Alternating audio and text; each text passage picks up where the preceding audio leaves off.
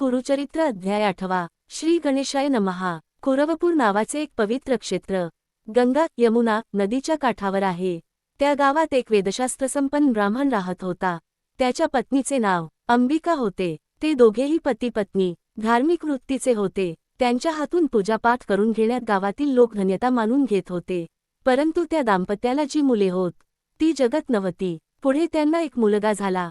मुलगा 8 वर्षांचा झाला, पण तो मतिमंद होता। ब्राह्मणाला वाटले मुलाची मुंज केल्यावर तो ठीक होईल, परंतु तो प्रयत्न व्यर्थ होता। मुलाला कितीही शिकवले तरी त्याला काहीच समजत नव्हते। त्यामुळे ब्राह्मण त्याच्या मुलाला रोज ओरडत व मारत असे। हे सगळे पाहून ब्राह्मणाच्या पत्नीला वाईट वाटे।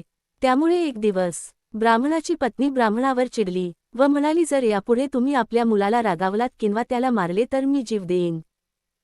मग त्या ब्राह्मणानं आपल्या कर्माला दोष देत मुलाला मारणे बंद केले। त्या दिवसापासून ब्राह्मण मानसिक त्रासाने खंगत गेला व किरकोळ आजाराच्या निमित्ताने देवाघरी गेला। ब्राह्मणाच्या पत्नीला फार दुःख झाले। ती सतत रडत असे व कर्माला दोष देत असे। तिला फार त्रास होतो आहे हे मुलाला कळत होते आणि त्यामुळे तो घर सोडून जाण्यासाठी निघाला। त्याच्या मागोमाग ब्राह्मणाची पत्नीही घराबाहेर पडली। दोघे मायलेक गंगेच्या तीरावर जप देण्यासाठी आले। त्याचवेळी श्रीपाद श्री वल्लभ स्वामी नदीवर अंघोळ करण्यासाठी आले होते। त्यांची दृष्टी दोघा मायलेकांवर पडली। त्यांनी दोघा मायलेकांची चौकशी केली। तेव्हा ब्राह्मणाच्या पत्नीने स्वामींना सर्व हकीकत सांगितली। स्वामींना त्या दोघांची दया आली। स्वामींनी त्यांना आत्महत्या करू नका असे सांगितले।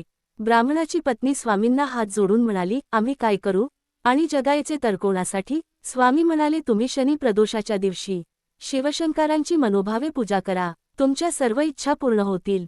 त्यानंतर स्वामी बोलले, मी तुम्हाला एक गोष्ट सांगतो, ती ऐका। पूर्वी उज्जैनी नगरातील मनभाद्र हा शिवशंकरांचा मोठा भक्त होता। एकदा शंकरांनी त्याच्यावर कृपादृष्टी केली आणि त्याला एक अत्यंत तेजस्वी मणी दिला। त्या तेजस्वी मण्याचा प्रकाश ज्या धातूवर पडे तो धातू लगेचच सोन्याचा होत असे। मणी मिळवण्यासाठी अनेकांनी कपट कारस्थान केली, पण तो मणी कोणालाही मिळवता आला नाही। एकदा शनी प्रदोषाच्या तिथीला मनभाद्र शिवलिंगाची पूजा करत बसला होता। त्याच्या पूजाविधीला पाहण्यासाठी लोकांनी गर्दी केली होती। ती अंधारी रात्र होती, तरीही त्या अनमोल मण्यामुळे सगळीकडे लख्ख प्रकाश पडला होता। पूजा बराच वेळ चालली होती। हळूहळू गर्दी कमी झाली। एक मुलगा मात्र जागचा हलला नाही। त्याचे आई वडील त्याला न्यायला आले तरी तो जागचा काही हलेना। शेवटी तो मूर्छा येऊन पडला। इतक्यात तिथे शिवशंकर प्रकट झाले। त्यांनी मुलाची भक्ती पाहिली व म्हणाले, तुझ्या सर्व इच्छा पूर्ण होतील आणि तुझी कीर्ती जगभर होईल असा वर शिवशंकरांनी दिला। गोष्ट ऐकल्यावर ब्राह्मणाच्या पत्नीने व मुलाने स्वामींना नमस्कार केला। स्वामींनी आशीर्वाद दिले व म्हणाले, माते आता रडायचे नाही, तुझा मुलगा विद्वान होईल, ख्याती पावेल आणि तो आता विवाह योग्य झाला आहे। त्याचा विवाह कर व सुखी राहा। ब्राह्मणाच्या पत्नीने स्वामींना हात जोडले आणि पूर्वी मतिमंद असणारा तो ब्राह्मणाचा मुलगा आता शहाणा झाला होता।